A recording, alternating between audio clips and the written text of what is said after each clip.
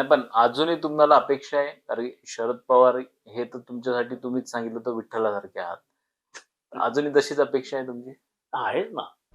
पवार साहेबांना जे प्रत्येकानं पाहिलंय, त्याचं ऐन वेळेला कोणाचीच नजर बदलणार नाही. हं, कारण गावागावांमध्ये आमच्यात एवढे वर्षानुवर्षे आम्ही एकत्र राहिलोय हं, आणि एकदमच बाजूला होणं, हं.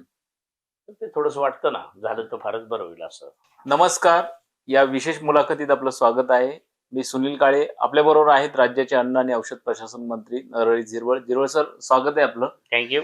आणि ज्या पद्धतीनं खरं तर ज्या गोष्टी घडतायत, राजकीय गोष्टी ज्याच्यासाठी तुम्ही प्रयत्न करत होते, राष्ट्रवादी एकत्र होणार. अजूनही वाटतं तुम्हाला राष्ट्रवादी एकत्र होईल? नाही, प्रयत्न म्हणण्यापेक्षा राष्ट्रवादी एकत्र होईल, नाही होणार याच्या संदर्भातलं मी उत्तर देणं. कारण दादा आहेत, पवार साहेब आहेत, हे सगळे किंवा प्रफुल्ल पटेल साहेब असतील, हं, जयंत पाटील साहेब असतील, हे सगळे मिळून जसं डिसिजन घेतील, हं.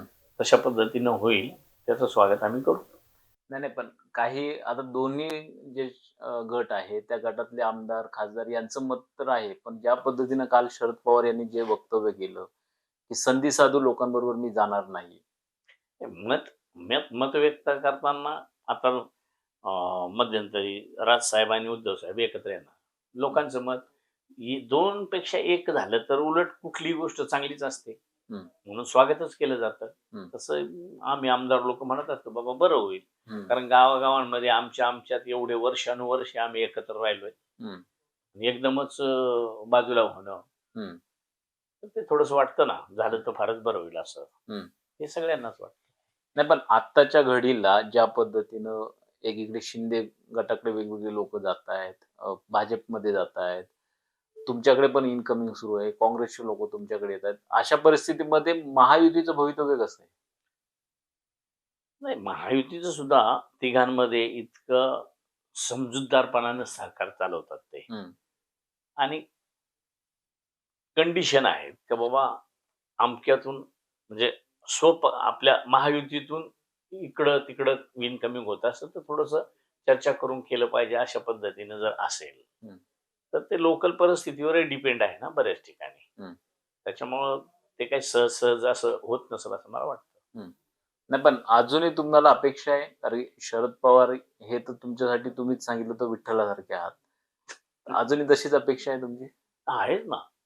पवार साहेबांना जे प्रत्येकानं पाहिलंय, त्याचं ऐन वेळेला कोणाचीच नजर बदलणार नाही. हं, शेवटी दादाही म्हणत असतात किंवा सगळेच जण हं, त्या गुरुस्थानी आहेत, बापाच्या स्थानी आहेत, दैवताच्या स्थानी आहेत, ते हं, शेवटपर्यंत राहणार आहे. हं, राजकारणात होत राहते प्लस मायनस, हं. पण ते त्यांच्याविषयीची जी आत्मीयता आहे, ती सगळ्यांची आहे तशीच आहे आणि भविष्यातही तशीच राहील.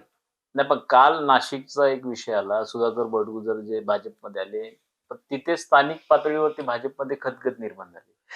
नाही, मला वाटतंय त्याच्यानंतर काही त्यांच्यात बसून सबमिट झालं असेल, असंही वाटतं. कारण सुरुवातीला मला वाटतंय तिथला स्थानिक त्यांचा पारंपरिक विरोधक बडगुजर साहेब आणि सीमाताई वगैरे होत्या. हं, तर नंतरचं वातावरण तसं शांत झालं. पुन्हा हं, काही त्याची प्रतिक्रिया उलट-सुलट आलेली नाही. हं.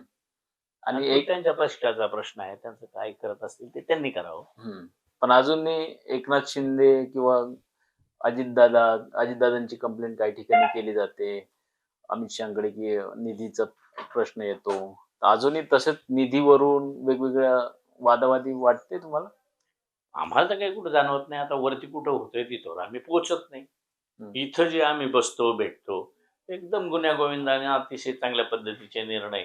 हां. जसा आता परवा झालेला निर्णय, हं, जाती-जमातीचा आयोग, हं, त्याला संविधानिक दर्जा नव्हता. हं, पण जेव्हा जमातीचा आयोग सेपरेट करायचा, हं, सेपरेट केला, हं, करायचा असं कॅबिनेटमध्ये निर्णय झाला. हं, पण जातीचा होता तो तसा पूर्वीप्रमाणेच ठेवला. दुसऱ्या कॅबिनेटला हं, सगळ्यांनी मिळून एकमुखाने सांगितलं का जमातीचं जर आपण संविधानिक त्याला दर्जा देतो, हं, तर यालाही दिला पाहिजे. हं, म्हणून एक विचारानं ते केलं गेलं. याचा अर्थ कुठं राहून जात असेल तर एकमेकाला मार्गदर्शन करून ते पुढे जात असतात. हं. ते सामोपचारानंच ते सगळ्या ठिकाणी कुठंच असं कॅबिनेटमध्ये तरी हम्म. असं तिरप इरप कोणी होतं बोलतं हम्म. असं अजिबात होत नाही.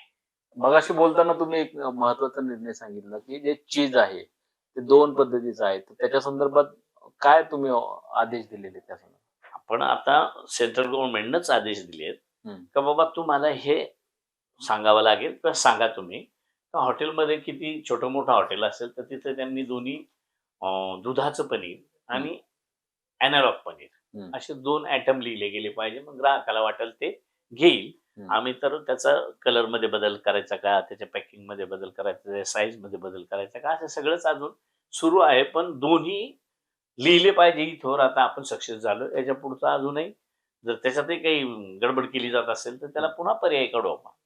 पण शेतकऱ्याला खाणाऱ्याला हम्म. चांगल्या पद्धतीचं मिळालं पाहिजे ही अपेक्षा आमची आहे ती पूर्ण करू. धन्यवाद आमच्याशी बोलल्याबद्दल. हे होते नरहरी झिरवळ आणि एकूणच राजकीय स्थिती आणि त्याचबरोबर राष्ट्रवादीच्या एकीकरणाच्या संदर्भात त्यांनी भूमिका मांडली. जरी आमदारांची इच्छा असेल तरी सुद्धा शरद पवारांनी जे वक्तव्य केले त्यामुळे राष्ट्रवादीच्या विलिनीकरणाला पूर्ण मिळाल्याची चर्चा आहे.